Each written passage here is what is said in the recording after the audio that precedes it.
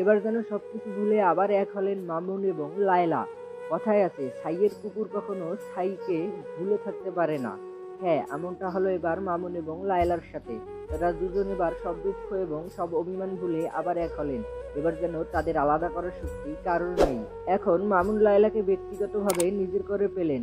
এখন সে আবার আগের মতো লায়লাকে ভালোবাসতে চায়। সে আগের মতোই লায়লার সাথে সময় কাটাতে চায়। এখন যেন লায়লাকে ছাড়া মামুন কিছুই বুঝে না। নিজের হাউস ওয়াইফ হিসেবে লায়লাকেই চান তিনি চান না আর লায়লাকে হারাতে। এমনটা বলে মত প্রকাশ করলেন এবার মামুন নিজেই। হ্যাঁ, আজ কথা বলবো বাংলাদেশের দুই গাই বাছুর এবং প্রাক্তন গাভীর কথা। তো ফুল ভিডিওটা না দেখলে হয়তো আপনারা কিছুই বুঝবেন না, আর বেকার বেকার আপনাদের সময় নষ্ট করবেন না। তো আপনাদের সাথে আছি আমি MLA ইয়াসিন মাহমুদ, যাকে চিনে না বাংলাদেশে নাই এমন কোনো হালারপুর।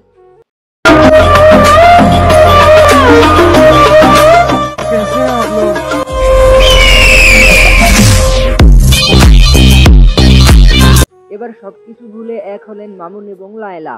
হ্যাঁ, এবার নতুন করে স্বপ্ন দেখা শুরু করলেন মামুন, আর তার স্বপ্নের রাজকুমারী হলেন লায়লা। লায়লাকে এবার হারাতে চান না এই টিকটকার অভিনেতা মামুন। লায়লাকে এবার তিনি করতে চান তার নিজের জীবন সঙ্গিনী, তার পার্সোনাল লাইফ পার্টনার হিসেবে। এবার তিনি লায়লাকে মেনে নিলেন। এই বিষয়ে তিনি কারো কোনো মতামত শুনতে রাজি নন তিনি লায়লার বিপরীতে কারো কথা শুনতে। এবার যেন কথায় নয় সোজা কাজে প্রমাণ করে দেখাবেন এই টিকটকার অভিনেতা মামুন। এই বিষয়ে স্পষ্টভাবে জানিয়ে দিয়েছেন তিনি সকলকে। তার কথা আর কাজ যেন এবার সত্যি সত্যি প্রমাণ করবেন তিনি করবেন আবার লায়লাকে তার জীবন সঙ্গিনী। এই বিষয়ে লায়লা এখনো কোনো কিছু মন্তব্য করেননি বলে জানা গেছে। তবে মামুন কি পারবে আবার লায়লাকে নিজের জীবন সঙ্গিনী হিসেবে মানিয়ে নিতে? প্রশ্ন থাকলো আপনাদের কাছে। লায়লাকে বারবার ধোঁকা দেওয়ার কারণে মামুনকে ভুলে গিয়েছিল লায়লা ভুলে গিয়েছিল মামুন নামের কোনো একজন ছিল তার লাইফে। সে ভুলে গিয়েছিল মামুনের অস্তিত্ব। তার জীবনে তিনি রাখেননি মামুনের কোনো চিহ্ন। কিন্তু সবকিছু ভুলে এবার এক হওয়ার কথা ভাবছেন এই দুই অভিনেতা এবং অভিনেত্রী। এবার যেন কোনো কিছু তোয়াক্কা না করে এক হবেন তারা। তাদের কথা অতীত নিয়ে চিন্তা নয়, বরং ভবিষ্যৎ নিয়ে ব্যস্ত তারা। লায়লাও পারছেন না মামুনকে ছাড়া থাকতে, তাই এবার দুজন এক হওয়ার সিদ্ধান্ত নিয়েছেন। এবার কারো কথায় মন না দিয়ে বিয়ে করছেন তারা আবার চাচ্ছেন একসাথে সুখের সংসার করতে। তারা চাচ্ছেন আবার একসাথে বাঁচতে।